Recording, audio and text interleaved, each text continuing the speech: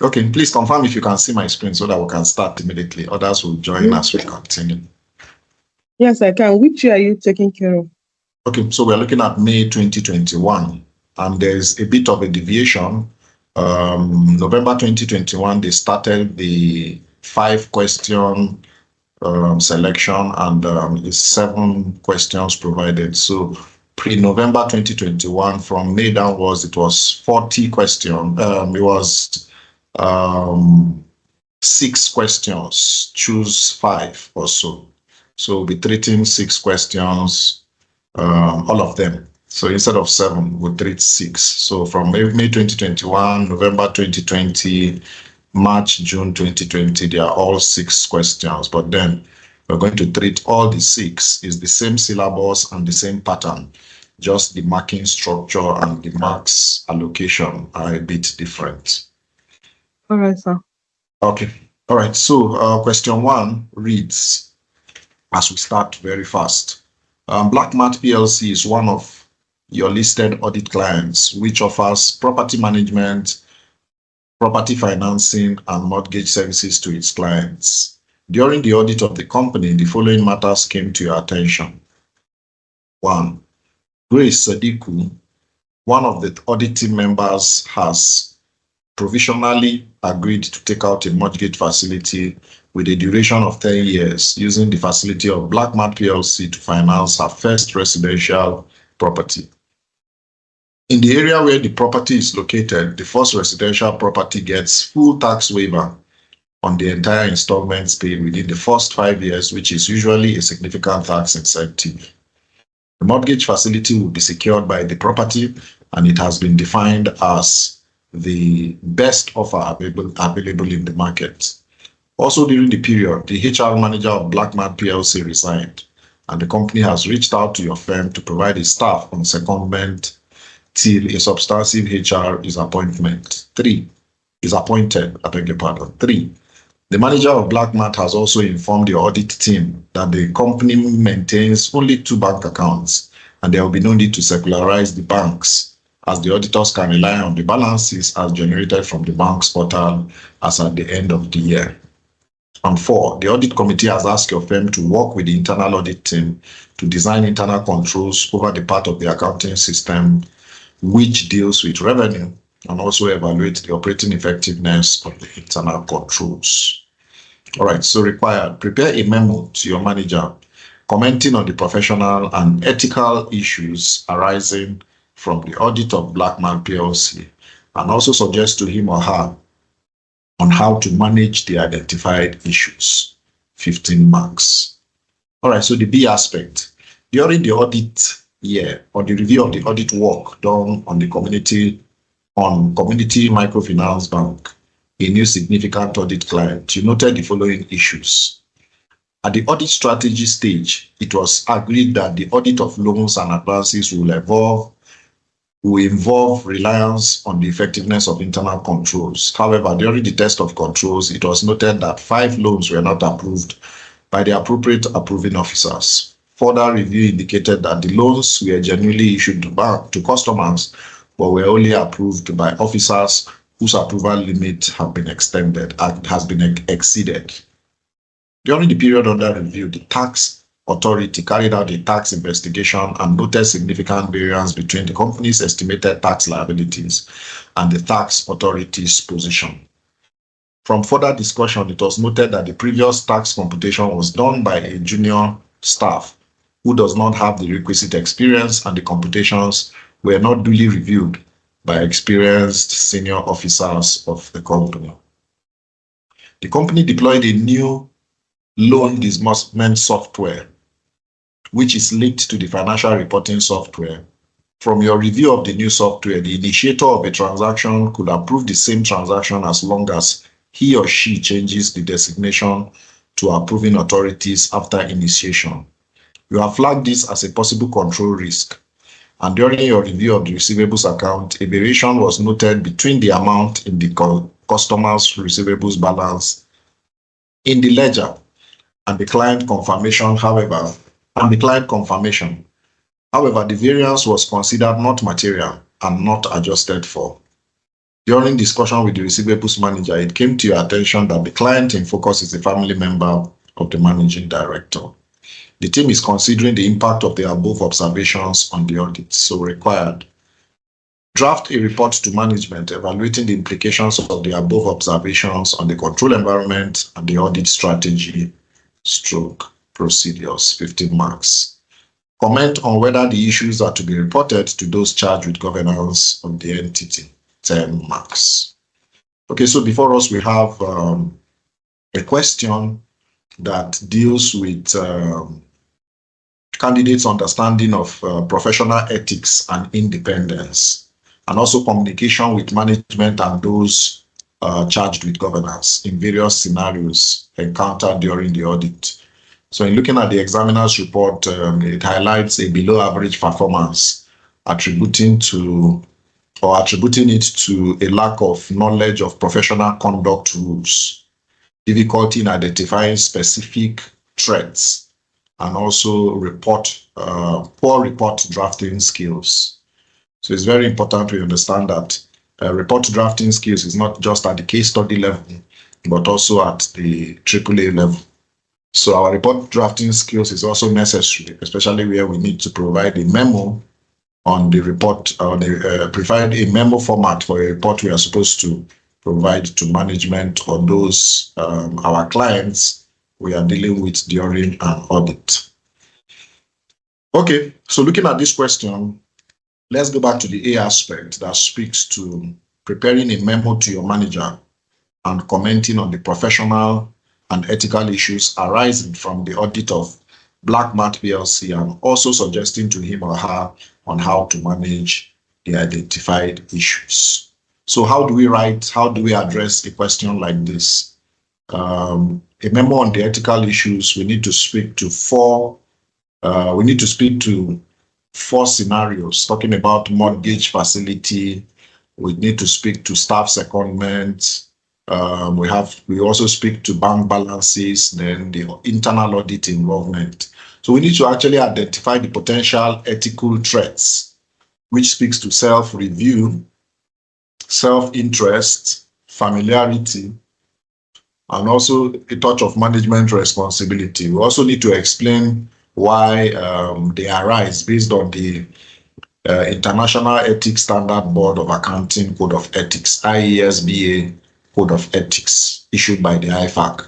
And also we need to suggest appropriate safeguards or actions to manage these threats.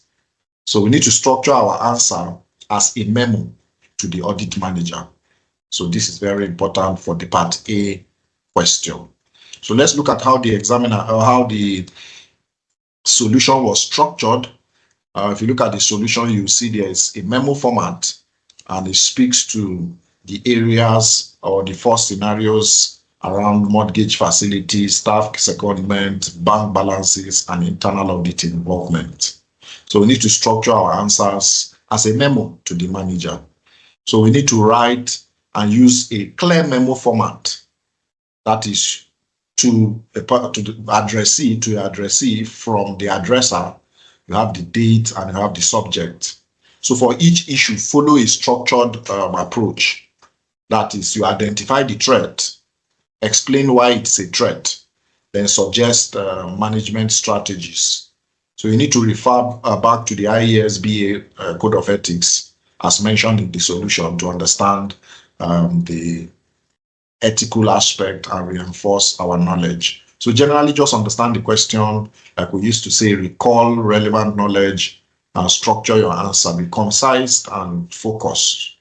Show application where necessary, and manage your time. Actually, this is a 40-mark question, but in the current dispensation, it's supposed to be 30 marks compulsory question, but it's the same format. So please follow your time and manage them very well, then also review your answer. So in looking at the 15-mark question on the screen, you see that the answers we are supposed to answer in a way the marks, to earn the marks. We should answer and allocate our aim for at least 4 correct points for the mortgage facility in speaking to the answers. aim for at least 4 correct marks or correct points for the mortgage facility. This is very important. Then for the secondment of staff secondment, 3 points. Then for balance confirmation, 3 points. And also for internal audits involvement, 3 points. So 1 mark for each point. And ensure that you identify the correct ethical threats and also suggest relevant safeguards. Very important, so that you can pick the 15 marks very, very easily. So please read through the answer so that you'll be able to address the questions. And if you need to reinforce the knowledge of this, we'll still go back to where it was tested in this question to reinforce our understanding and know where to go back if we are not adequate on the knowledge of this question. All right, so the B aspect speaks to a microfinance bank, and we have to draft a report to management to evaluate the implications of the control environment we've observed and also the audit strategies. So in speaking to this aspect, the report to management for each of the 4 issues identified during the audit of Community Microfinance Bank, speaking to loan approvals, tax investigation, loan disbursement software, then the receivables variation. So we need to evaluate the implication for the control environment and also the audit strategies and procedures. So this question, you need to explain why these observations are significant during our audits. This is very important. So in writing, you need to also use a formal report format, So if you look at the answer, you will see that a formal report format was provided in the answer. So we need to do that, provide a formal report format, and also for each issue, discuss the impact on internal controls. Speaking to internal controls, the design, the implementation, and the operation of those internal controls. You need to speak to that very practically in your report. Then you also need to speak to the audit strategy that might be needed to be adjusted. So in adjusting your audit strategy, it speaks to either increasing substantive testing and reducing your reliance on controls so that you can capture red flags very, very importantly. So for that B aspect, these observations need to be brought to the fore in your writing. So go through the answers and speak to that. Look at it very practically and how to respond under exam conditions.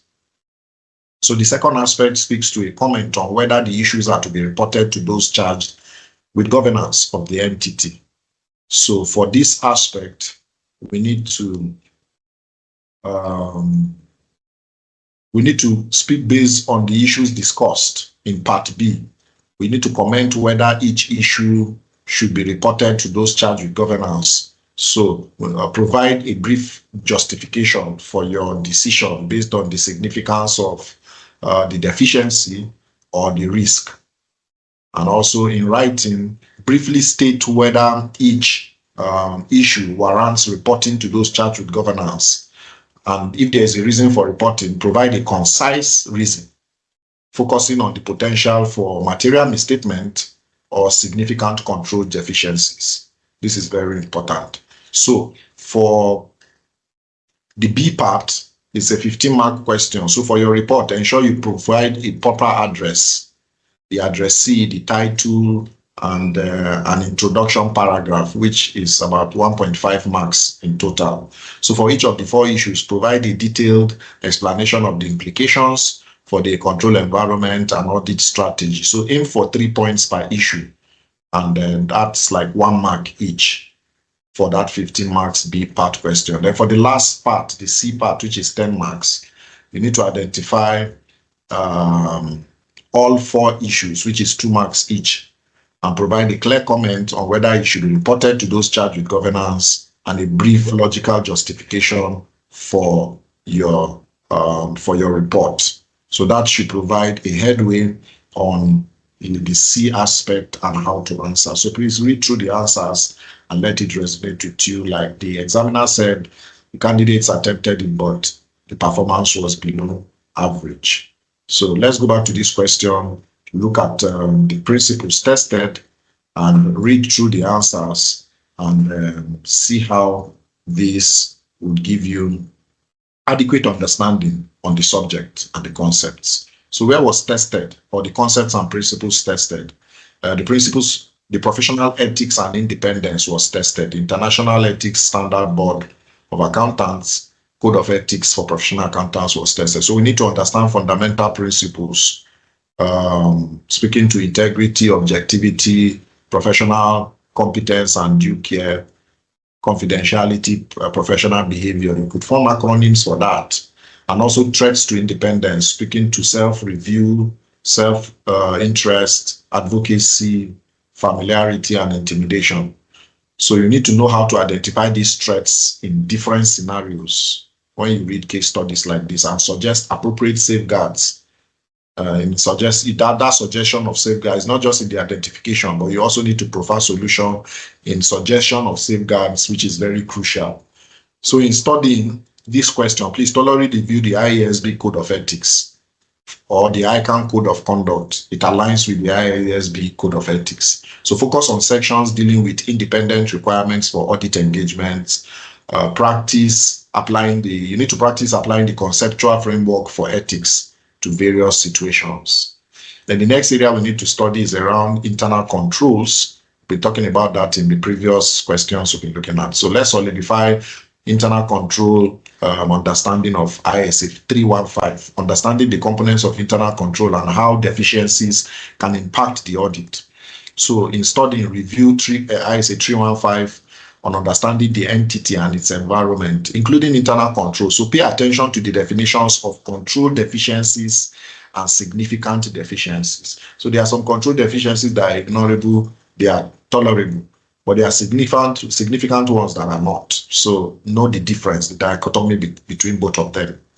And we also need to study around audit strategies and procedures, ISA 300 series.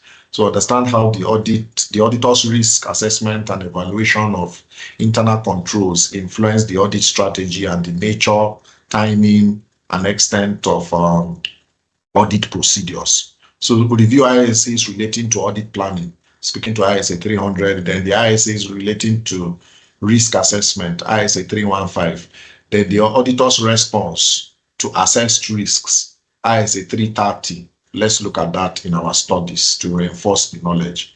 And I think finally, communication with management and those charged with governance, popularly ISA 260 and ISA 265.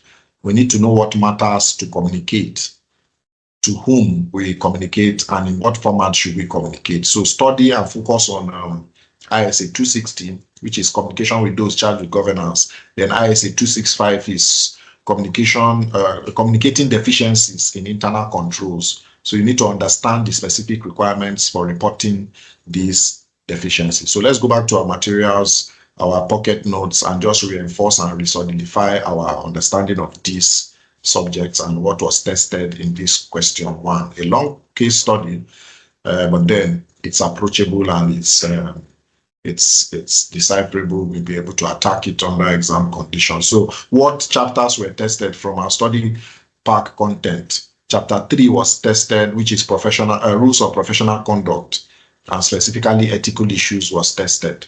Chapter 3. Then chapter 6 was tested, the audit approach, and speaking to impact on audit strategy was tested. Then chapter 7 was tested, speaking to planning. Also part of audit strategy in planning, understanding internal control in the planning module of the case study, the AAA study text. Then chapter 9 was also tested, evaluation and review, speaking to communication of deficiencies. So 4 chapters, chapter 3, chapter 6, chapter 7, chapter 9 was tested in this first question one. So let's go back, resolidify our understanding, and don't forget, please read through the answers. Read through the answers before you study, before you go back to the materials. Read through the answers and align with how it was presented, the memo format and everything that was presented. Please read through before you go back to reinforce your understanding of the subject matter. Okay, that will be it for question 1. Do we have any questions, observations, or comments? Questions, comments, observations for question 1. So that we can run to question 2. Don't forget, like I said, for those that are coming, we are treating May 2021, a bit of a deviation from the normal 7 questions. So we have 6 questions on this May 2021 diet. It was actually 40, 20, 20. So you do question 1 compulsory, which was 40 questions in that period, or that diet before November 2021. So you do 40 questions, which is the first compulsory question, then you choose 3 out of the remaining 5. So 6 questions in total, answering 400 marks. But then we are not following that current structure, because in the current dispensation, you do question 1 compulsory, 30 marks, then question 2, 3, 4, you pick 2, then question 5, 6, 7, you pick 2. Making 100 marks. But the question and the format, the way the examiner provides it, is the same, and it's the same course content. So we need to align properly and follow the content of this pattern so that we'll be able to understand how to approach such questions. Of course, most of them are repeatable. The patterns are repeatable, the content are repeatable, because it's the same ICANN case study text and the chapters that were tested. So it's good we review that and observe them, take note of them, so that in case you see them again or in another way in the exams, you'll be able to answer them and approach them practically. Okay, so let's look at question 2. If we don't have any questions for question 1, let's look at question 2. You are a partner in an audit firm, Dogba Associates. One of your prospective clients is Edith Enterprises Nigeria Limited, the manufacturer of steel rods. Edith Enterprises is a private company set up by Madam Edith Adagba in 1985. Madam Adagba has since retired and handed over the running of the company to her daughter, Hawa. Hawa is determined to expand the operations of the company and has decided to go to the capital market for financing. Hawa has contacted Dogba Associates and requested that the firm should act as reporting accountants by reviewing and reporting on this prospective financial information, which has been prepared as part of the offer. The audit firm has asked that you handle the engagement. In preparing for the engagement, you are required to do the following. Number A, explain the matters as required by international standards on quality control 1, and also international standards on assurance engagement 3400. Which you would consider before accepting the engagement to review and report on the client's prospective financial information, a 6 months question. B, assume you choose to accept the engagement, recommend the examination procedures to be performed in respect of the review of the prospective profit or loss information, 9 marks. Finally, prepare an extract of an unmodified report that the auditor could issue on the prospective financial information. All right. So, ladies and gentlemen, this question presents a scenario where your firm, Dogba Associates, is approached to act as reporting accountants for Edith Enterprises Nigeria Limited, a prospective client seeking capital market financing. So we have a task that involves reviewing and reporting on the company's prospective financial information, which is PFI. The question asks about matters to consider before asking the engagement, before accepting the engagement. So examination procedures for the prospective profit or loss and the extract of an unmodified report was examined. So the examiner's report actually indicates our average performance, with a common challenge or pitfall being the lack of knowledge of standards relevant to prospective financial information. So that was where the challenge was. But now I think we can solidify our understanding of this question. So how are we to write? Let's look at the answers. What do we write for the A-B aspect to be able to pick the marks. So we need to, in the part A, talking about acceptance consideration, we need to explain the key matters your firm should consider before accepting these engagements. So you need to draw upon the requirements of international standards on quality control, 1, speaking to quality control, then the international standards on assurance engagement, 3400, speaking to engagements to examine prospective financial information. So focus on competence, 1, focus on resources, human resources and capital, human and funding. Focus on also ethical requirements, then the client's integrity. That's what you should focus on in your answer. So in speaking to the answers, look at the way it was presented. And if you need to, okay, we'll still come to where we need to go back to reinforce the understanding of ISQCs and ISAEs. So look at the answers based on what was presented. And don't forget, you need to focus on competence, resources, human and capital, ethical requirements, and the client's integrity. So in writing, clearly separate the considerations based on ISQC 1 and ISAE 3400. So use bullet points for readability. Be specific about how each consideration applies to PFI review engagement. This is very important, so take note of that. And also looking at the marking key, you need to provide at least 6 distinct points covering considerations for both ISQC 1 and ISAE 3400, 1 mark for each point. Then ensure you address competence, very important. Address resources, address ethics, address client integrity, address engagement-specific resources, and also timelines in picking those marks, those 6 marks. So I'll take that again. I ensure you address competence, resources, ethics, client integrity, engagement-specific resources, and timelines. So please take note of that as you read through the answer so that you can pragmatically provide them under exam conditions. This is very important. Okay, so let's look at the B aspect. Assuming you choose to accept the engagement, recommend the examination procedures to be performed in respect of the review of the prospective profit or loss information. So looking at the B aspect, we need to, looking at the examination procedures, recommend the specific procedures your firm would perform to review the prospective profit or loss information prepared by Edith Enterprises. So these procedures aim to gather sufficient appropriate evidence on the assumptions and the preparation of the PFI. Very important. So in writing, list the examination procedures logically. So you need to think about understanding the information. Think about understanding the information, evaluating assumptions, then testing underlying data, and assess the preparation and presentation of the prospective profit or loss. This is very important in writing.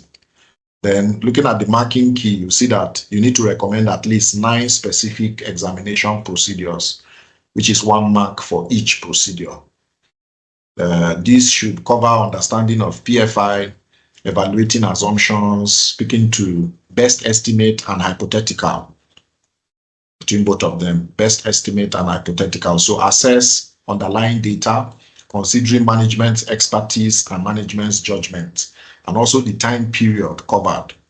So look at the answers in that line so that you can read and present them if something like this comes under exam condition. So the C aspect, speaking to the answer, the C aspect asks us for an extract of an unmodified report that the auditor could issue on the prospective financial information. So looking at the answer on this, on the third aspect, an unmodified report, we need to prepare a concise extract of an unmodified report on the prospective financial information. So we need to address the responsibilities of management and also the auditor's conclusion. So in writing, follow the format of a standard assurance report. It's the same thing. And that includes the title, the addressee, then identification of the PFI, then management's responsibility, the auditor's responsibility implied in the examination, then also the auditor's opinion, and a disclaimer about the nature of prospective information. This is very important. So in picking the marks, include the key elements of an unmodified report extract, speaking to the title, the first paragraph, which the first paragraph talks about identifying the PFI and the standard, which the next one is management's responsibility, then the body of the report, talking about the auditor's opinion on assumptions and preparations, then a disclaimer about potential differences, and the closing, which speaks to the firm's name and date. So the marks be allocated accordingly as per the marking guide you could see and how the examiner wrote the report on the screen. So it's precise, it's not a long, lengthy report. So just read through, follow the format. If you need to practice writing that kind of report, please do that so that you can solidify your understanding of it. So looking at these three A, B, C aspects, what was tested?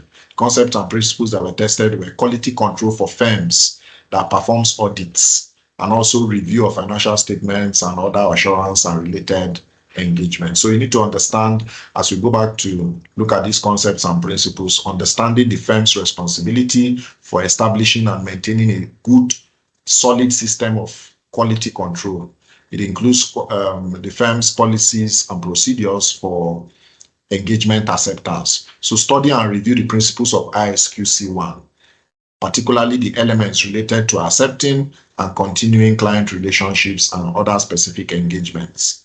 Then International Standards on Assurance Engagements 3400 speaks to the examination of prospective financial information. You need to understand the specific requirements and the guidance for engagements to examine and report on prospective financial information. So thoroughly review ISAE 340.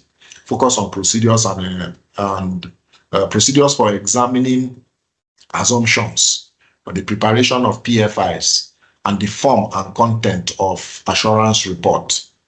So let's look at that. That's for the B aspect. Then for the C aspect, let's reinforce our understanding of prospective financial information. Understand the nature of forecasts, projections, the underlying assumptions, and the inherent limitation of such information. So study and understand definitions of forecast, projections, the types of assumptions used, and the importance of management responsibility of PFIs. This is very important. So let's go back and reinforce these understandings based on what we've seen. And we see that the concepts or the areas that were tested in the study text were just two chapters. Chapter 5, which is practice management. ISQC1 is in practice management module. And chapter 12, assurance services, was tested. ISAE 3400, which is prospective financial information. So those two chapters were tested in this question. So let's go back, as we've spoken, to the areas and the concepts we need to study to reinforce our knowledge and understanding of this question practically. Okay, so having spoken to question 2, 60% of the candidates attempted the question and performance was average. All right. Any question on this question? Looking at a 20-mark question. Any question, any observation? I wouldn't say I have a question or Yes, my own please. is a complaint. My own is to complain. I don't know what is wrong with me. Because sincerely, I just finished this topic this evening. But immediately I saw the question, it just threw me off balance. I don't know if there is any other idea you could give to me that I still have time to look at it. Fantastic. Yeah, actually questions like this will throw you off balance, even if you have read on it. So you must have read practice management and those specific ISQC1, ISAE 3400 prospective financial information. So one thing I'll advise you, I'll add more to it, is I'm glad you saw this question now. So having even studied the topic and studied the chapter, you need to also study the question and the answer also. So look at the way the examiner approached it. So at times we may not be able to really understand how to apply what we studied to what an exam scenario does. So the good thing is that this question and answer session are coming for us to see the pitfalls. And I'm glad that this is happening now, because if you go back now after this class to pick this Pathfinder, as you read through the question again and the answer, then you now go back to the topic again, you see that you are catching it. Because, okay, this is the way the examiner will present it, and this is what I could see. It may not be verbatim, but in another way in the exam. So that would really help a lot.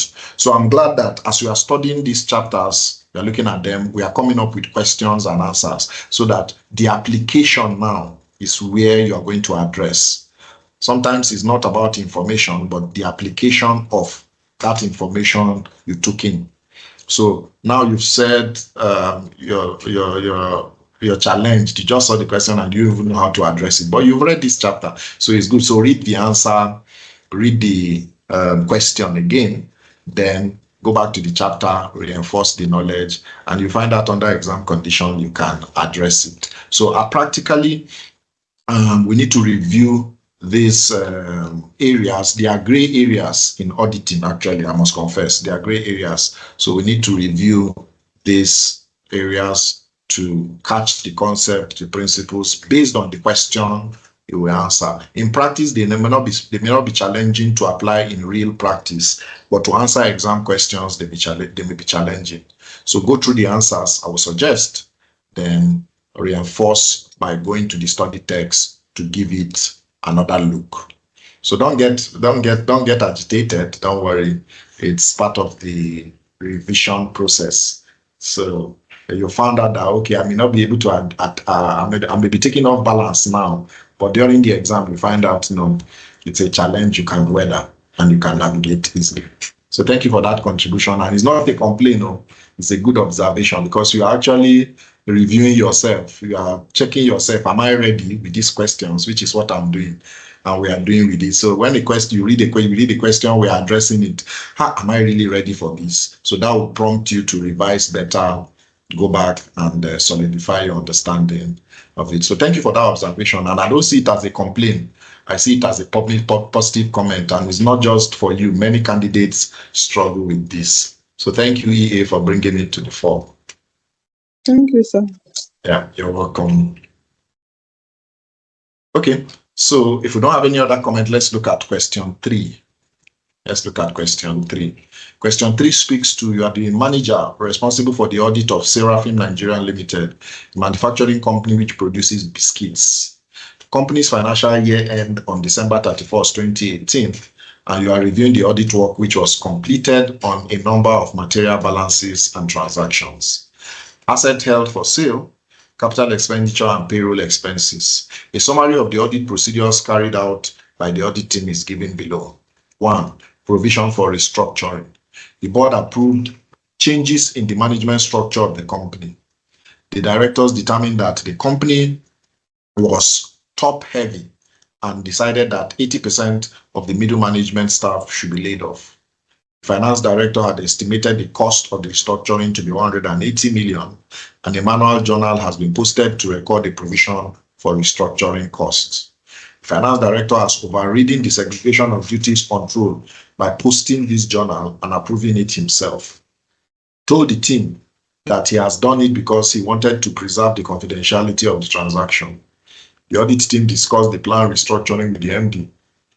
The audit team relied on the discussions with the MD and the board resolution approving the restructuring as audit evidence. Investments, number 2. The company's investment trading portfolio is outsourced to a fund manager, Hala Funds Management Limited, which processed all trades done by the company. The investment balance and income on investment recorded in the financial statements have been traced and agreed to year-end reports from the service organization. The audit team relied on the reports from the fund manager, which was given to them by the CFO of the company. Based on the discussions, the audit team determined that the CFO has not classified the investment in line with the requirements of IFRS 9. IFRS 9 is financial instruments, okay? and the interest income on bonds investments were computed using the contractual rates. The company made some investments directly without passing them through the fund manager. This is not in line with the company's policy. The audit team traced and agreed those transactions to the bank statements. The amount of investment made directly without involving the fund manager were not considered material, so were required. For each of the two matters described above, comment on the sufficiency and the appropriateness of the evidence obtained. B. Recommend further audit procedures to be performed by the audit team. 8 marks. C. Explain the matters which should be included in a report in accordance with ISA 265, communicating deficiencies in internal controls to those charged with governance and management. Wow. Question 1 again. They are presenting it in question 3. Communication ISA 265. Okay. So we have a 20-mark question before us.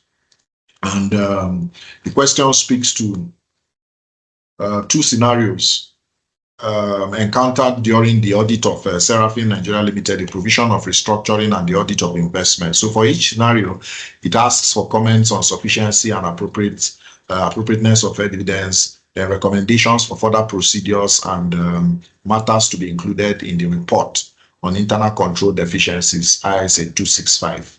If you look at the examiner's report, it indicates average performance also, with a common pitfall being a lack of understanding of sufficiency and the appropriateness of audit evidence. So let's take note of these pitfalls in our reading to address them practically. So for the A aspect, how do we write and what do we write to get these? How many marks is it? 10 marks.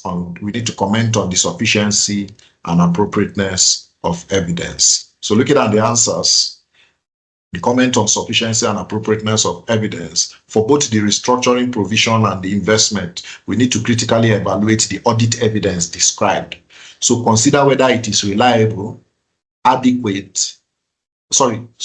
whether it's reliable, relevant, and adequate to support the audit conclusions. So 3 criteria: reliability, relevance, and adequacy. So you need to consider those 3 criteria so that it will support your audit conclusions. Then highlight any shortcomings in the evidence obtained. So in writing, for each scenario, we need to first describe the audit evidence obtained, then systematically evaluate its sufficiency, speaking to quantity, then its appropriateness, speaking to relevance and reliability. So you need to refer to ISA 500 audit evidence principles to understand this practically. So first describe the audit evidence obtained, then systematically evaluate its sufficiency, talking about quantity now, volume, then its appropriateness, relevance, and reliability, speaking to value. Then refer to ISA 500, I think. Yes, ISA 500 on audit evidence will give you a solid grasp of these principles if you have a challenge with it. So that's how we should write. And to end the marks for these A aspects is a 10-mark question. That is 5 marks per scenario.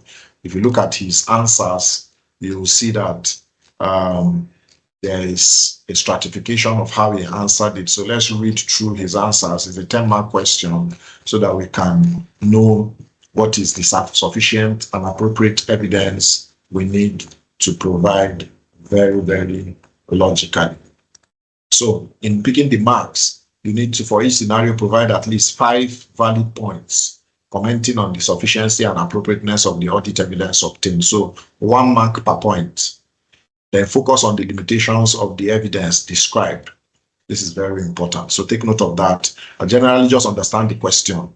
Like I used to say, recall relevant knowledge, structure your answer, and be precise, be concise. Don't write unnecessary points. Show application, then make sure they are bulleted. If you need to refer to standards, do that. Then please be time conscious, very time conscious, like I used to say. So for that A aspect, we're done with 10 marks. So the B aspect speaks to recommending further audit procedures to be performed by the audit team. So in speaking to the B aspect, we need to consider, we're speaking to the further audit procedures based on the evaluation in part A. We need to recommend specific additional audit procedures that the audit team should perform to obtain sufficient appropriate audit evidence for both the restructuring provision and the investments. So you need to recommend specific audit procedures now that the audit team will perform to obtain that appropriate and sufficient evidence for both those two components. So in writing, for each scenario, so propose specific implementable audit procedures that would address the shortcomings identified in Part A.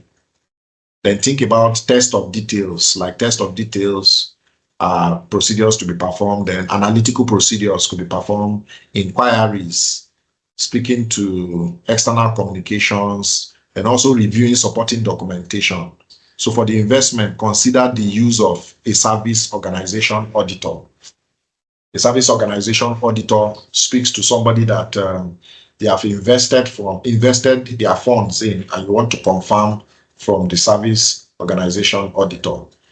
So for example, you invested in maybe treasury bonds, and the investment is in another company. You find the company and speak to the auditor about that to confirm.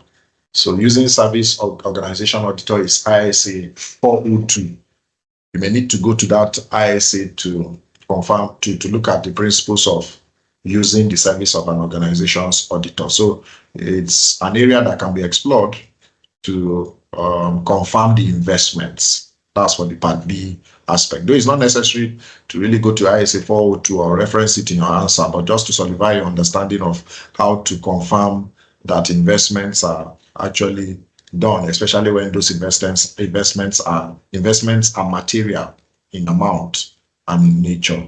So read through the answers and also understand how to supply your own thoughts under exam condition. This is very important. So for the C aspect, it said explain the matters which should be included in a report in accordance with ISA 265.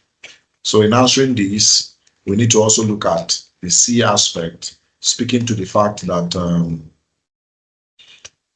for both scenarios, we need to identify any significant internal control deficiencies that were noted and explain what the information should be included, what information should be included in a report to those charged with governance and management. So for each scenario, in writing, clearly identify the control deficiencies. For example, in this case, you see that there's management override, there's lack of review, there's non-compliance with policies. So those are clear control deficiencies. Then outline the elements to be included in the ISA 265 report, which includes like a description of the deficiencies, its implications and effect or impact, and also the recommendations for improvement. So that's what we should write, looking at the answers. So for each scenario, to earn the marks, the question is about, it's just 2 marks, okay, not much. It's just 2 marks. So for each of the scenario, identify a key control deficiency and briefly explain what should be included in ISA 265 report. 1 mark per scenario. Focus on the significance of the deficiencies and the need for communication. So that's how to answer such a question. For a 2-mark question, I think these examiner's answers are too much. They are too much. So streamline your answers. I believe he provided them for reading purposes and also understanding. But then for 2 marks, writing this volume is quite much. But then it's fine. So he said 50% of the candidates attempted the question and performance was average. All right. So any question on question 2 before we look at where it was tested? Any question on question 2? So the concepts and principles that were tested was ISA 500, speaking to audit evidence. So we need to understand the auditor's responsibility to obtain sufficient, appropriate evidence to be able to draw reasonable conclusions on what to base his opinion. So knowing the qualities of audit evidence, speaking to sufficiency and appropriateness, and also relevance and reliability is very important. So study thoroughly ISA 500. Please pay attention to the different types of audit evidence and the factors that affect its reliability. So practice evaluating audit evidence in different scenarios. Another place I was tested was ISA sorry, IAS 37. IAS 37, speaking to provisions, contingent liabilities, and contingent assets. So we need to understand the criteria for recognizing a provision, including the requirement for a constructive obligation for reconstruction or reconstructing costs. So review the recognition measurement criteria in IAS 37, specifically the requirements for reconstruction provision. There's a gray area that I also find a bit challenging, but then try to see how to understand it with this question. So as you are reading that IAS, look at the question to say, okay, how does it align? Then another IFRS that was tested is IFRS 9, financial instruments. Understand the classification and measurement requirements for financial instruments, including the calculation of interest income using effective interest rate. So let's go and review the basic principles of classification and measurement of financial assets and under IFRS 9. Then ISA 402 that I spoke about, audit considerations relating to an entity using service organizations. So understand the auditor's responsibility when a client uses a service organization. For example, in this scenario, we saw an investment organization. So we need to understand how to include both or how to obtain assurance about the service organization's control. So let's review the requirements of ISA 402, particularly regarding obtaining an understanding of the service organizations and performing further procedures. Then the popular one is ISA 265. We are used to it now because several questions have been tested in that direction. Communicating deficiencies in internal controls to those charged with management and those charged with governance. So let's still solidify our understanding of the auditor's responsibility. You can see it tested it in question 1. It brought it to question 3.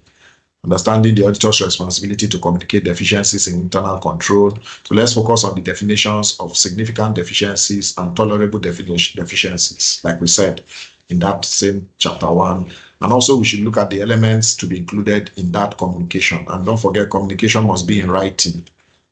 Very important. So he tested 3 chapters. Chapter 8, audit evidence, speaking to the sufficiency and appropriateness. Then he tested evaluation and review, ISA 265. Then there are potential leaks to specific accounting standards, like we've seen, standards covering the other parts of the syllabus, IAS 37 and also IFRS 9. And some part of group audit, chapter 10, speaking to the HALA funds, is considered a component, though less likely here, but this concept of service organization is relevant. Just some little twinkles of group audits, but it's not explicit.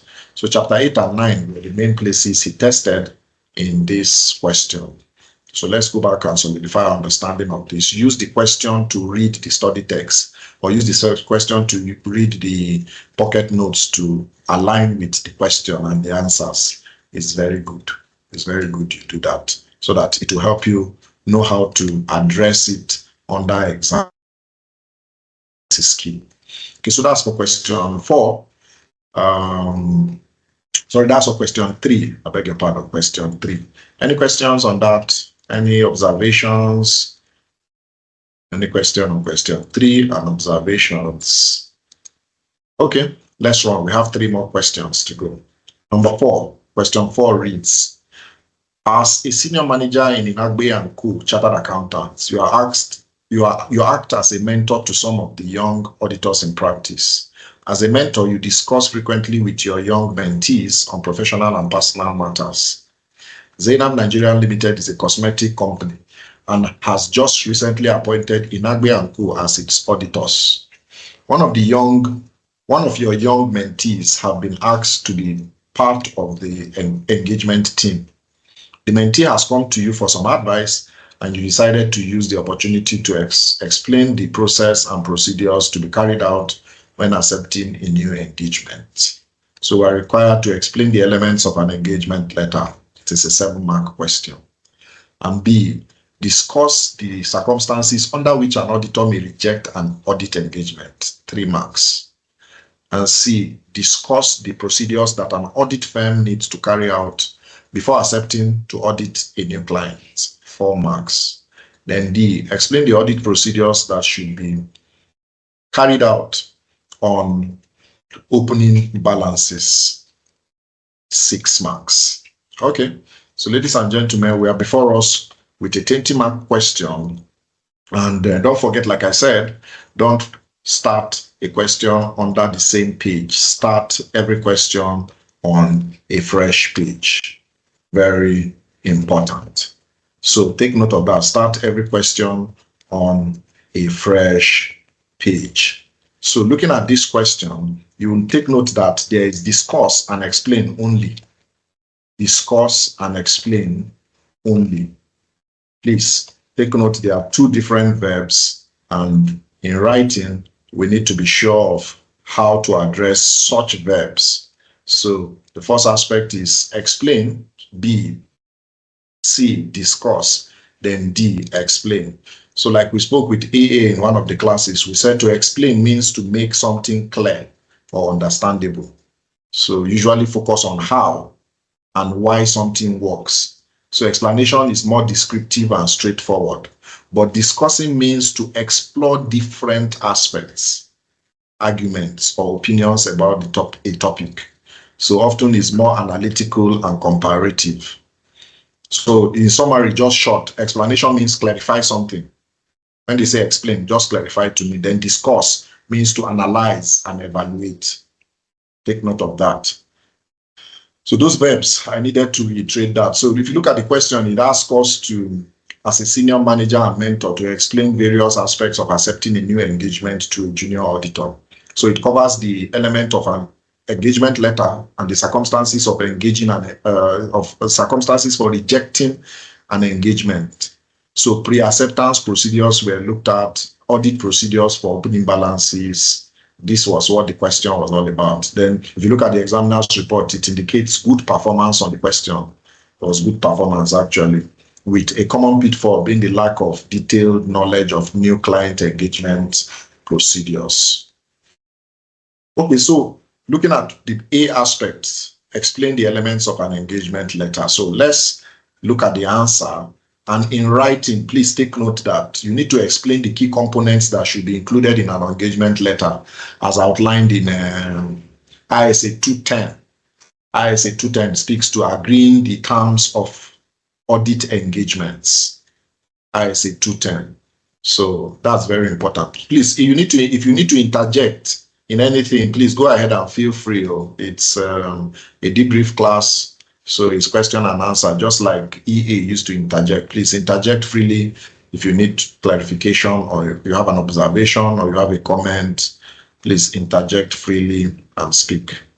Okay, speaking to how to write part A, we need to explain the key components, like I said, based on ISA 210, agreeing the terms of an audit engagement. And how do we write that? Systematically list and explain the elements or the essential elements of an engagement letter.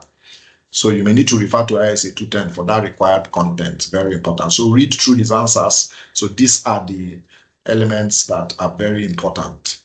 And for a 7-mark question, you need to at least list 7 of them. So in structuring that, provide at least 7 valid elements of an engagement letter, 1 mark for each element, and ensure you cover the core aspects outlined in ISA 210. This is very important. So take note of that to pick that 7 marks very, very seamlessly and easily. And the B aspect speaks to a discussion. Discuss the circumstances under which an auditor may reject an audit engagement. So this area we need to... Yes, please, go ahead. Go ahead. If you need to speak, please speak. This question, A part of it, they said explain. But the way they answer it is like more or less listing those points. There's no explanation there. Thank you very much for that. So the explanation now in listing is clear that what they listed is an explanation. Don't forget we said in explaining, you are trying to make something clear or understandable, usually focusing on how. So a 1-line or 1-phrase statement could explain something to you. It's not necessarily you write bulky that you are explaining. So for example, in this answer, you can see that he said The engagement letter speaks to the objective and scope of audit. When you talk of the objective, I know that what's the reason for an audit. Then the scope, how many years are you covering? You have explained it to me. Then the responsibilities of the auditor, you don't need to go ahead and say, okay, he's responsible for opinion, he's responsible for assessing internal controls and reporting on that. He's explaining, he's supposed to provide true and fair view. In short outline, and bulleted points like this, don't forget you are under exam condition and you need to pick the mark. So explanation could be 1 line, could be 2 lines, depending on the context. So that's what we are saying. So in explaining the elements of engagement letter, some candidates may decide to start sporadically writing a long paragraph. No. And that's why it's good to look at the examiner's solution so that you can provide context. It's a 7-mark question, so you need to align properly. So if you look at from 7 now, you can see it's a bit lengthy. Point 7 is a bit lengthy. Then point 8 is 2 lines. Then point 14 is a bit lengthy too. So in the explanation, volume is not the challenge, it's value that is important. Yes, please go ahead. You're trying to say something? Yeah, I want to say, are we going to list it just one after the other? Yes, list it one after the other with bullet points. So state them. The issue with numbering is you are trying to pick your points seamlessly. So if you say number 1, the examiner knows you are picking 1 mark. Number 2, 1 mark. But if you write sporadically without numbering, you make it hard to examine or provide the marks to you in the assessment. So yeah, write numbering or bullet points. Anyone stating your points 1 by 1. I hope that's fine. Yes, sir. All right. Thank you for that engagement. So we're speaking to the question 2, and with the B part, sorry, we're saying that discuss the elements or discuss the circumstances under which an auditor may reject an engagement, an audit engagement, and that is 3 marks, well, lower than the 7 marks. So looking at the answer to that, in answering such a question, you need to write situations under which an audit firm might decide not to accept a new engagement.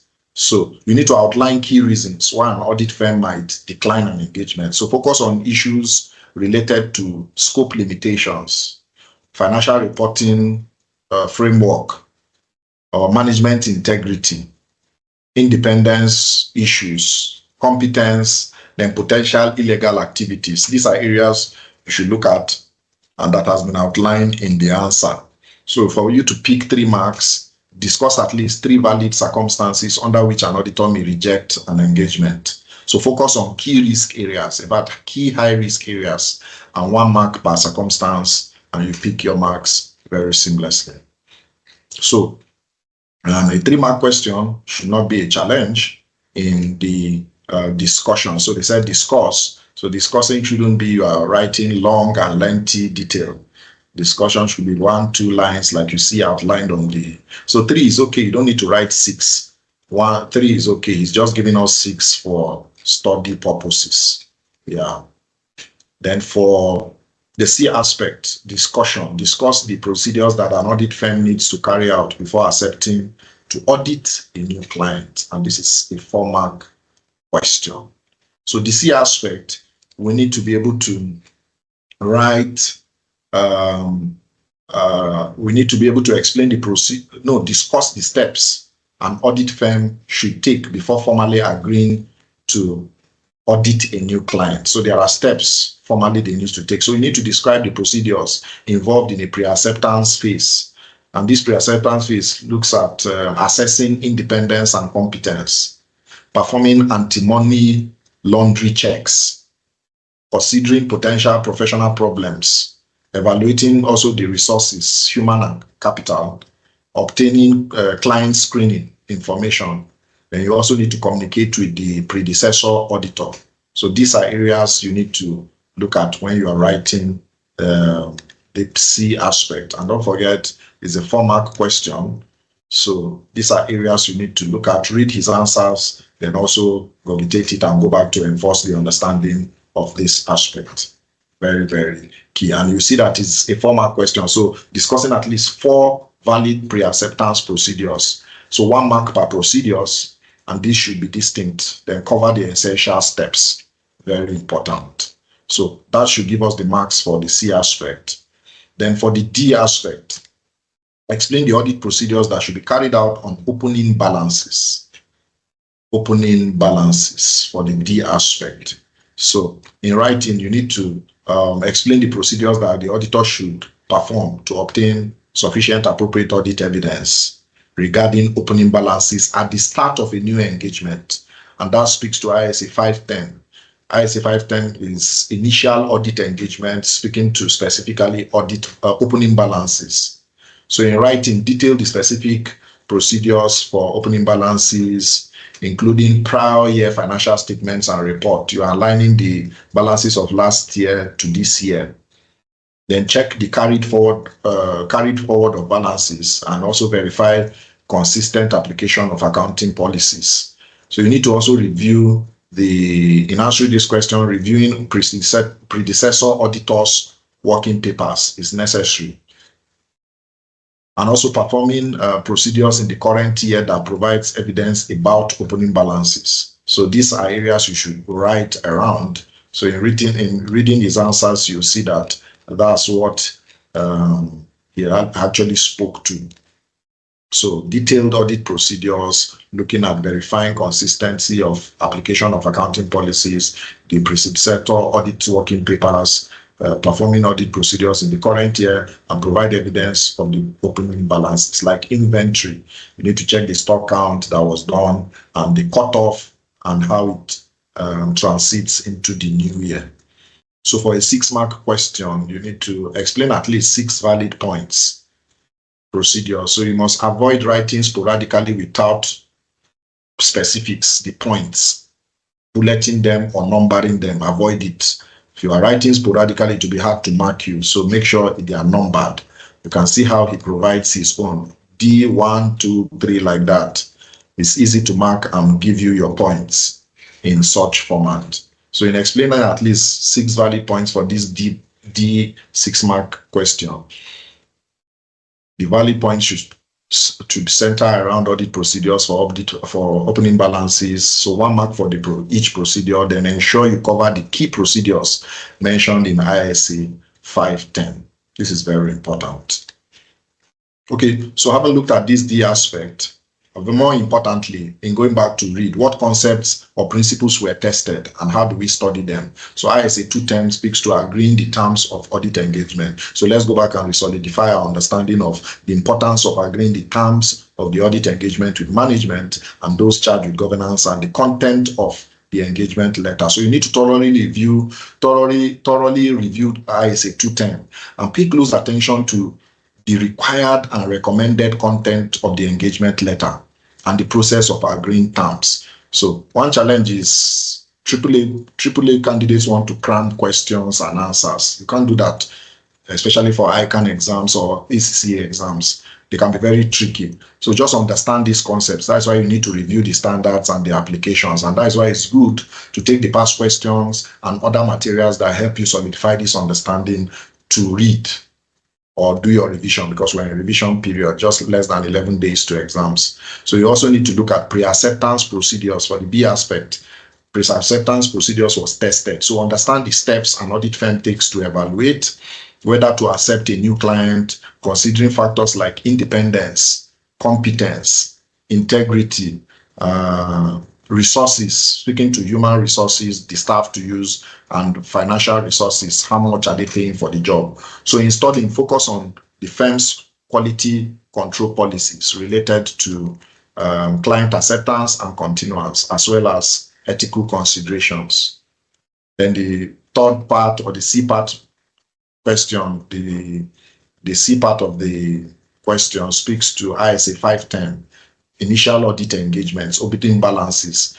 So we need to review ISA 510, understand the auditor's responsibilities regarding opening balances in an initial audit engagement. So thoroughly review ISA 510, pay close attention to specific procedures for obtaining evidence about opening balances and the implications of current period audit. This is very key. Then the last part, I think, is client screening and due diligence. So understand the importance of investigating a prospective client and its management before accepting an engagement, including anti-money laundering procedures, and also communicating with predecessor auditors. So you need to review relevant ethical guidelines and firm policies to accept, or firm policies on client acceptance. This is very important. So let's go back to the study text. All the videos, most of the lectures I've done on this are on my YouTube video or my YouTube page. So there are specifics. If the video works for you, fine. But under this tense short time we have, you can go back to the pocket notes. There are pocket notes that was shared on the platform. Maybe I'll reshare it. If you need to go back to the study text to review and solidify your understanding of this, please do that in this let me say 9-minute period. So go back to these materials and what chapters were tested. Specifically chapter 5 was tested,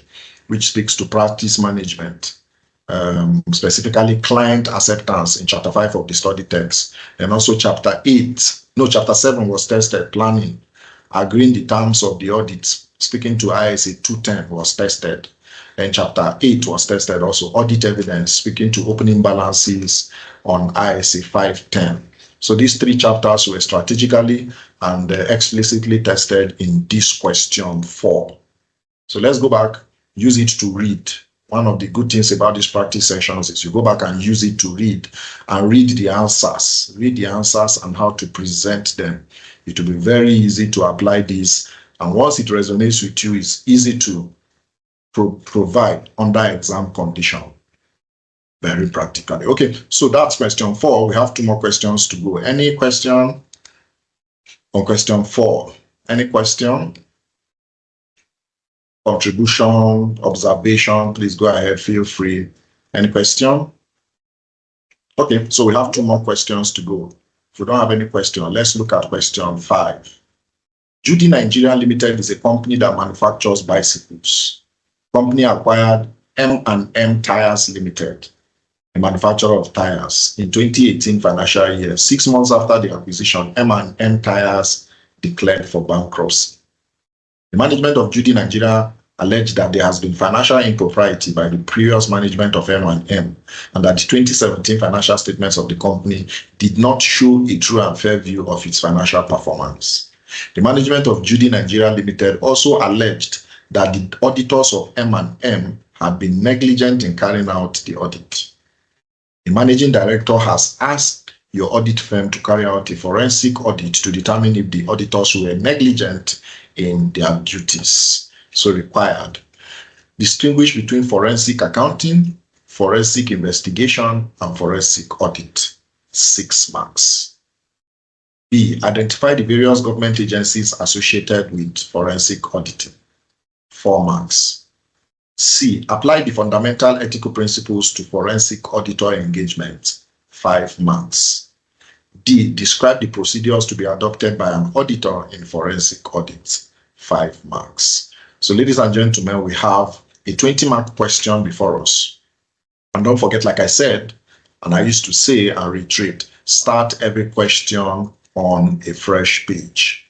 Start every question on a fresh page. So for a 20-mark question, we have before us a scenario where Judy Nigeria PLC acquired M&M Tires, which subsequently declared bankruptcy. So Judy's management alleges financial impropriety by M&M's previous management and negligence by M&M's auditors also. And this question speaks to those actions leading to request a forensic audit. And the question asks for a distinction between forensic audit, forensic investigation, and forensic accounting. And also we need to identify relevant government agencies, application of ethical principles to forensic auditing, and the description of forensic audit procedures. So if you look at the examiner's report, it indicates below average performance. What is the common pitfall? The inability to distinguish the features among the various forensic concepts. Wow, below average performance. Okay, let's take note of that. So in addressing question, the A aspect is a 6-mark question. So looking at the answer, how do we write, what to write? So in distinguishing forensic terms, we need to clearly define and differentiate between forensic accounting, forensic investigation, and forensic audit. Then also highlight their scope, their objectives, and interrelationships. Very important. Clearly define and differentiate between forensic accounting, forensic investigation, and forensic audit by highlighting also their scope, their objectives, and relationships. So we need to, in writing, provide clear and concise definitions, not lengthy, just clear and concise definitions for each term. So emphasize the spectrum from the broad accounting to the specific audit within an investigation. So you could use the examples to illustrate the differences in writing. So let's read through his answers. You can see how it was addressed in the answers. And in providing your clear and concise definition, emphasize the spectrum from the broad accounting to the specific audit. Accounting is audits and forensic are subsets of accounting. So emphasize that in your answers. Then in picking the marks, because you have to be mark conscious, provide clear explanation or definitions of forensic accounting, which is 1 mark. Then also clearly distinguish between forensic investigation, which is 2 marks, and also forensic audits, another 2 marks. Then in highlighting their relationship, you have 1 mark to pick the 6 marks. So take note of that as you are reading, and be mark conscious so that you don't lose marks, and also the content of what you are writing to earn the marks. This is very important. So basically, you just need strategies like understanding the question, like I used to say, just understand the question as you read it. The strategies remain the same. Recall relevant knowledge, structure your answer. That's if you are choosing that question, and be concise and focused. Show application if there's standard necessary, and then manage your time on those questions critically. So that's it for the A aspect. Then in identifying the various government agencies associated with forensic auditing, I think this is a giveaway. It's easy to identify, especially when you come to the Nigerian setting. You have them clearly stated, and in writing, identifying and listing various government agencies in Nigeria that are associated with forensic auditing and their respective rules, or enabling legislation that helps with that. In writing, we need to list the agencies, briefly mention their connection to forensic work. So, for example, investigation of financial crimes, tax fraud. So refer to relevant acts or mandates where possible. So you can see on the screen, EFCC, ICPC, NFIU, FIRS, CBN, Nigerian Police Force, SSS, NDLE, NDIC, and so forth. So in picking the marks, you need to at least list 4 agencies. So 4 is okay, 1 mark per agency, and you pick that 4 marks seamlessly. And for the C aspect, apply the fundamental ethical principles to forensic auditor engagement. So in answering that, is the same principles of professional conduct, and it's a giveaway in my opinion. Ethical principles in forensic accounting, we need to apply the fundamental principles speaking to those of the accounting profession: integrity and objectivity, professional competence, due care, confidentiality, professional behavior. You could have an acronym for this. It's easy to remember under exam condition, because as easy as these things now, under exam condition, you may be tense and even forget integrity. So if you have an acronym, it's easy to remember. So coin out personalized acronym for yourself, customize acronym to help you remember these things. So these ethical principles must be aligned with the context of the forensic auditor's engagement. Very key. So in writing, for each principle, explain its specific relevance and potential challenges in a forensic audit engagement. So you need to consider the adversarial nature and also the potential legal implications. So read through the answer and you see that that's how the examiner answered it. So it's not just listing those principles and the threats. You also need to explain it with potential challenges tailored towards that forensic engagement and looking at the legal implications of the same. Then the D aspect speaks to a description, describe the procedures to be adopted by an auditor in a forensic audit. So for the D aspect, you'll see that from the answers on the screen, the examiner did justice to that. I think he provided very clear and comprehensive answers to the D aspect, though very short. And since it's a 4-mark question, you'll see that the answers, I think the document is off the screen. Let me take it up again. Okay. Let me project the answers to question D aspect.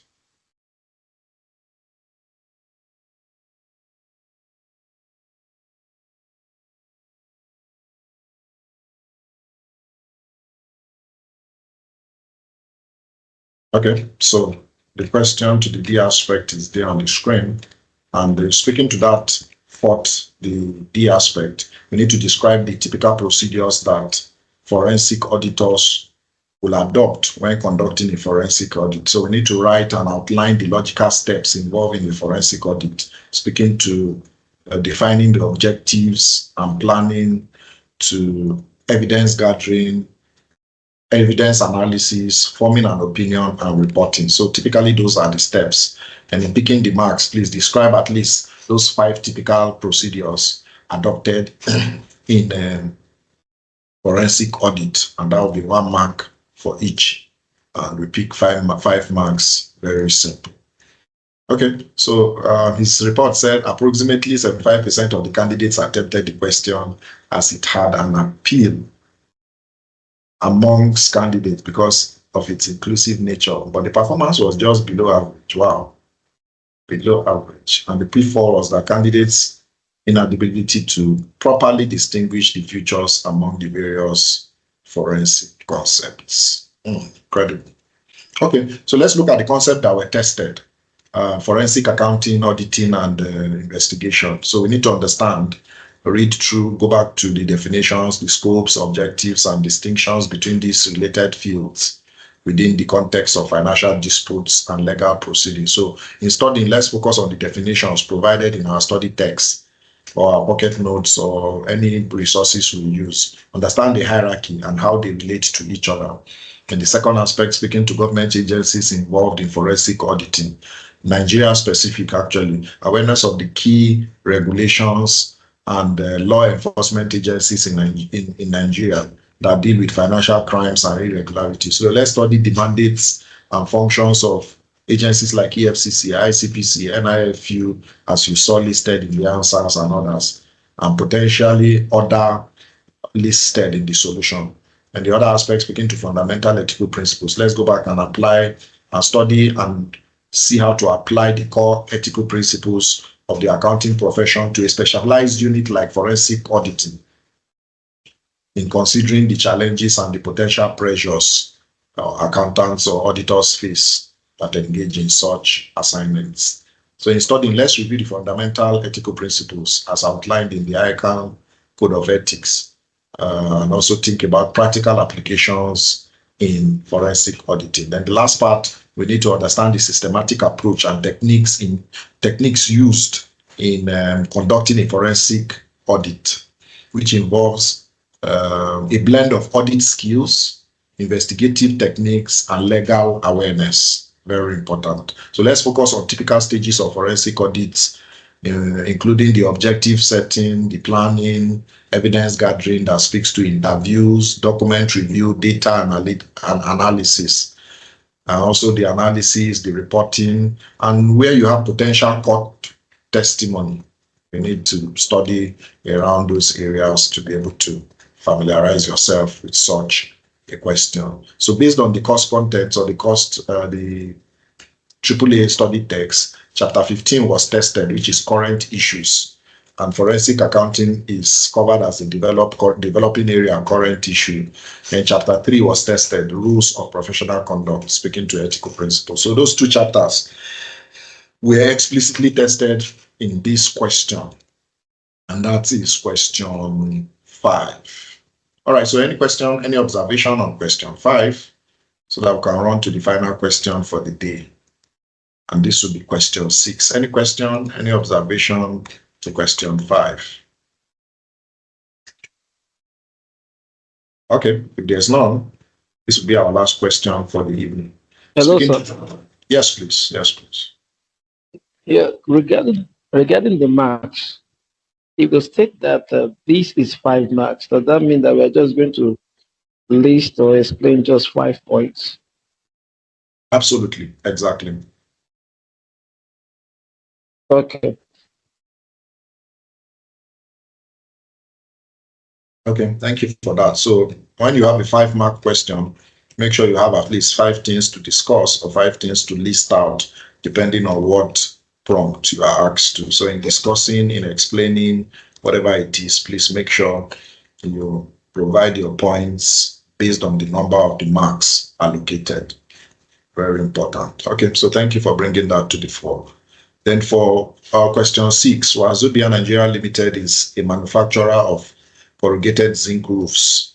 Due to the economic recession, revenue continued to decline each year for the past 3 years. You are aware that the company had only 300,000 in cash at the end of the year. So this is the extract of the financial statement. We have the position we have the performance statement speaking to the income statement, and we have revenue down to contingent. Okay, we have revenue, we have operating expenses, finance charge, loss before tax, and that was it for the position performance statement. Then we have also the position statements starting from assets, long-term liabilities, short-term liabilities, disclosure in the notes to the financial account, overdrawn or undrawn borrowing facilities, then contingent liabilities for 2018 and 2017. So we have additional information speaking to, number 1, the bank loan was obtained in 2016 when the company started recording losses. The collateral for the loan is a fixed and floating charge on the assets of the company to the tune of the loan balance. The first tranche of repayment of the loan is due in 2019, and the amount repayable is 300 million naira. Wazobia renegotiated its credit line with a major supplier and extended payment terms from 60 days to 90 days in order to improve working capital. So the terms for assessing the undrawn facility stipulate that the company must meet certain covenants, including the interest cover is maintained at 2:1, and the ratio of the bank loan to total assets does not exceed 1:1. And 5, the contingent liabilities relating to litigation against the company by one of its customers for an alleged breach of contract to supply roofing sheets based on agreed specifications. So we're required to identify and explain the matters which may cast significant doubt on the company's ability to continue as a going concern in the foreseeable future. We have a 10-mark question. And B, recommend the appropriate audit procedures to be performed to adequately address the going concern matters identified.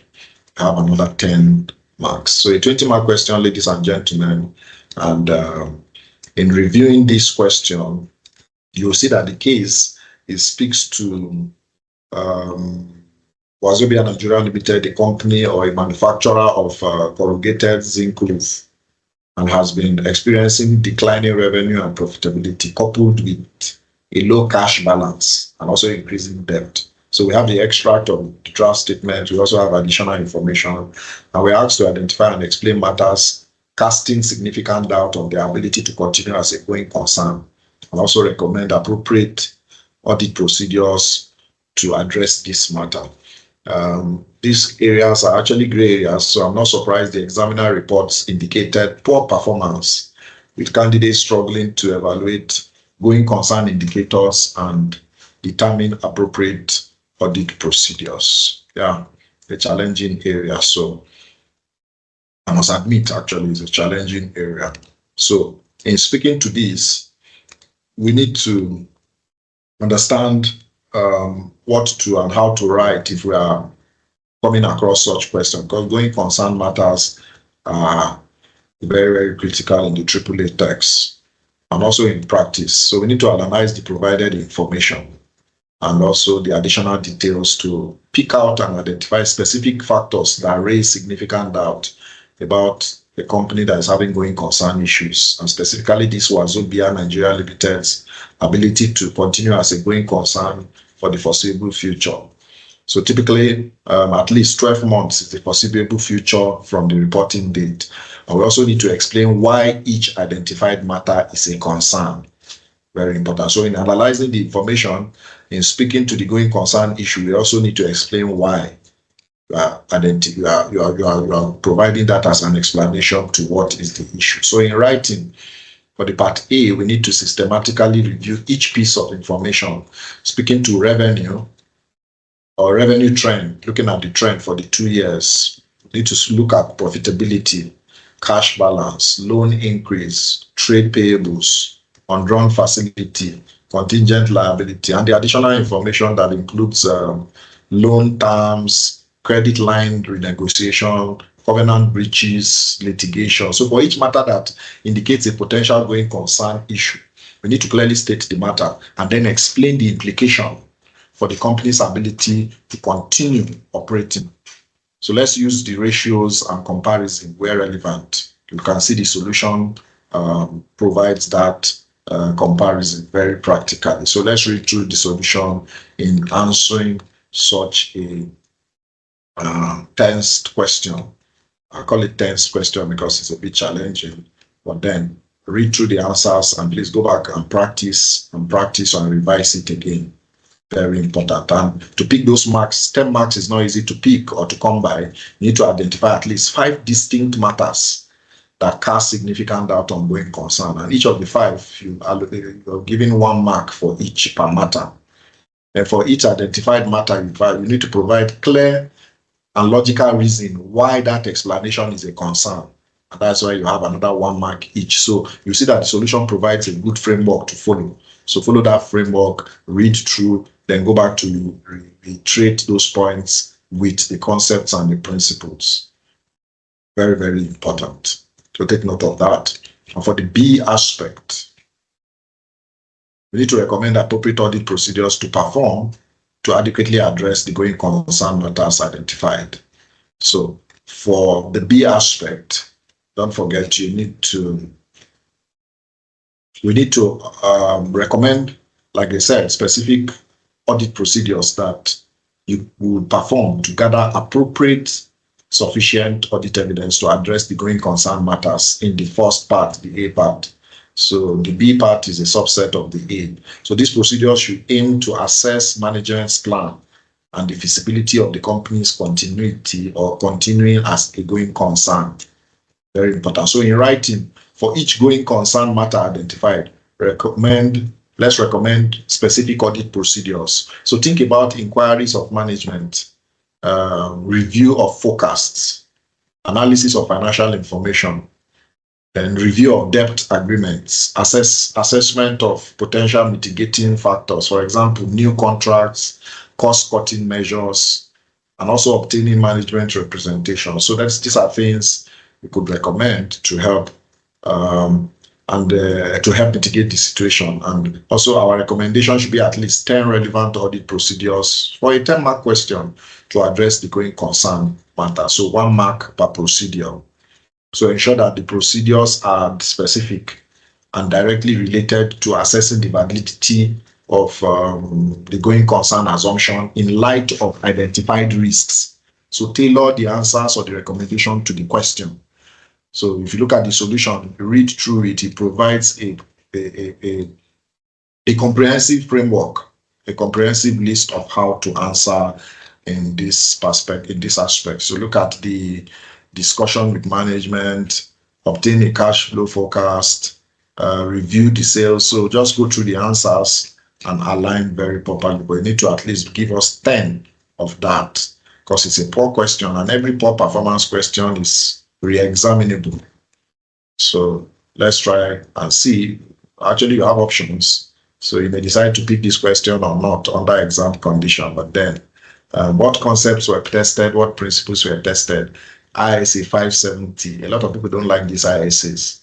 ISA 570 is a gray area, but we need to really go and look at it, which is going concern. speaking to understanding the auditor's responsibility regarding going concern in an audit of financial statements.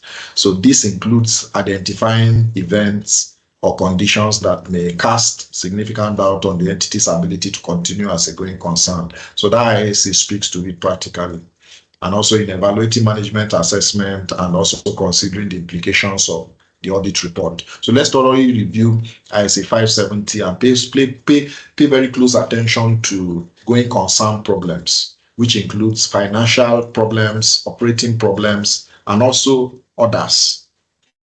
So the audit procedures to evaluate the going concern and the reporting implications is also what we should study.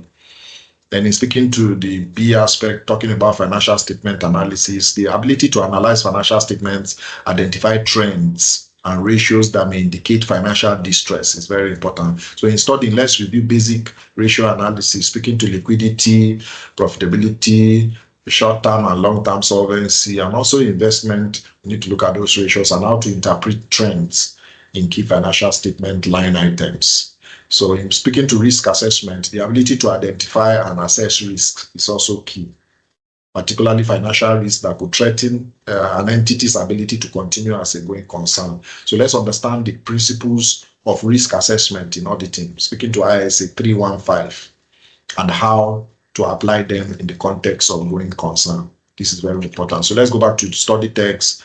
The questions may look challenging at first sight as we're looking at them now, but then if you go that, you can reinforce and realign with how the questions were asked and also help us understand more with our study text, our materials. If you need to go through the videos, please go through them, or the pocket notes to help you understand this practically. So just one chapter was tested, and that is evaluation review. It's a stubborn chapter. I call it stubborn because I too find it, when I'm reading, I want to teach, I find it a bit challenging teaching it, but then it's something you have to understand if you must pass the AAA paper, especially if the examiner features it in very, very significant, maybe question 1 or question areas. He can feature it even twice in a particular diet. So you don't want to ignore it.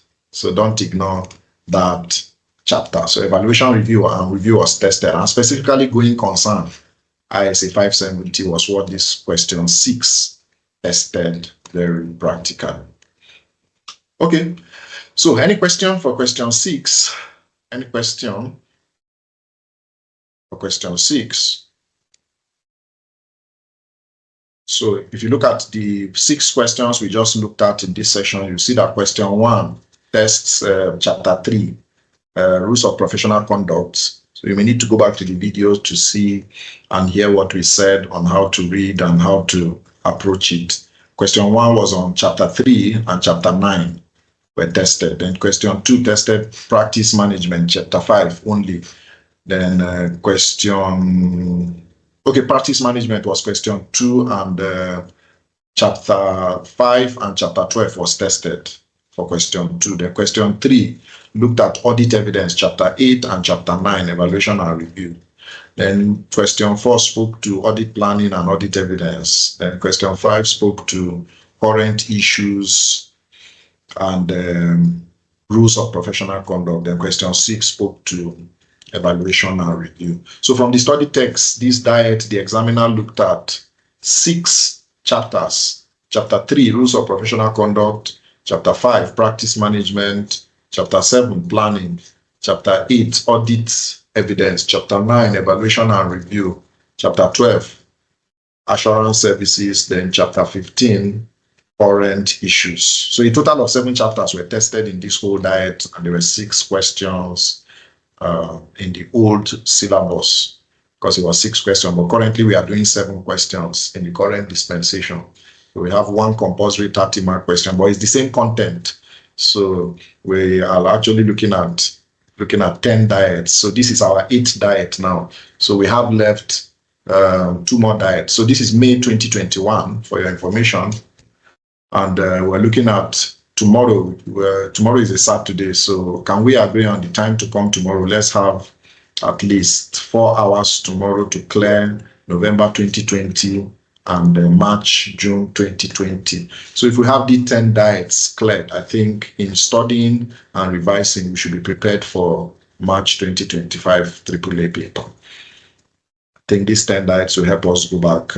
I'll share the whatever resources you need, whether it's the pocket notes, you have the links to the YouTube channel. So whatever works for you in this revision short time, please do revise very well with the past questions. You cannot read in detail now. It's just now you need to enforce your understanding and solidify a lot of concepts to be able to approach each question pragmatically.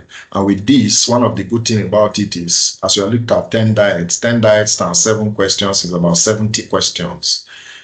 A member had a challenge with AAA. I think he had about 3 receipts, and he was sharing that he had to go back and leave the study text and start going to past questions for 10 back diets. And for that last diet he wrote, he scored 80% AAA. So one good thing about past questions or pathfinders is they help you realign with the study pack and what you're studying. So please don't play with those 10 diets back. And we've looked at November 2024 down. Now we are in May 2021. May 2021, yes. So we have 2 more diets to cover for these intensive classes. I will do that tomorrow. So what time works for us tomorrow, morning or evening? We need 3 to 4 hours to close out those 2 diets. Morning or evening works for us.